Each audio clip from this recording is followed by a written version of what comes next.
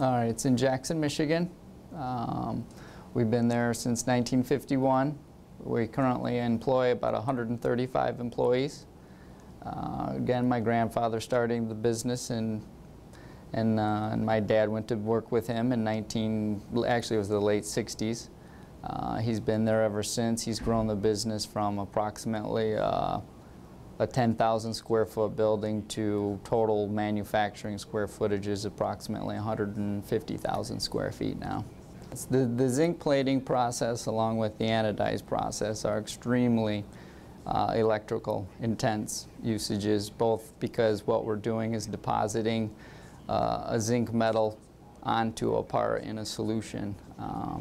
In an average month, our electrical costs can be as high as $80,000 to $90,000 currently. So in the past 3 years, we've seen our electrical rates go up at least 15% to 20%. Years ago in 2007 and 2008, when things got as bad as they did and we really had to take a good look at how we were operating the business, calling consumers and kind of asking them, hey, what should I budget for an increase per year? And their response to me even at that point was 5% to 6%. Yeah, double and triple that is what the true rate increases we've seen, and I don't see any end to it. I can't imagine how competition would not help. It's the capitalism. It's what the United States is basically founded on, and that's what this state needs more than anything. This is the only product, and not only the only product, but it being such a massive part of what makes up our business. Our utility costs, just electric, is between 8% and 10% of our total cost to operate the business. And with us not having the opportunity to go out and shop that around, it's getting harder and harder to continue to do business in Michigan with the type of business we're operating.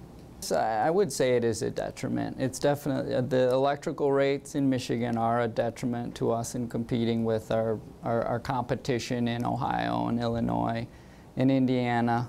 We do everything we can to try to make up for that, but you also have to add in the facts of, we have 7 trucks out on the road dragging work back up into Michigan, and that in itself is what we need to do to compete. But once our electrical rates get so much higher than theirs, it makes it even that much more difficult. If the electrical rates continue to climb at the rate they've been in the past few years, we would have to take a serious look at moving the business elsewhere.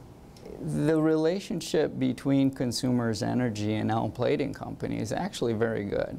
The individual we deal with who comes to visit us on an annual basis to, unfortunately in most cases, go over the rate increases.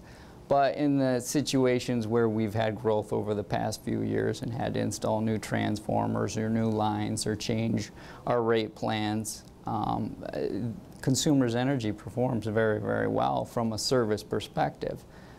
But what I tried to explain to them in a recent visit that they stopped in and saw us was, in this day and age, having great service just doesn't really cut it anymore. You have to be cost effective. You have to be priced properly, or people are going to find another alternative, and that's where we've got to go here. And they've asked me the question, how big of an increase or how big of a savings would you need to have to be able to, or to move your business? Is it 2%? Is it 5%? And what I've told them is, if it's a 0.5% savings, I'm going to move the business, and I'm going to do it so that there'll be competition in the state, because that's what it so badly needs.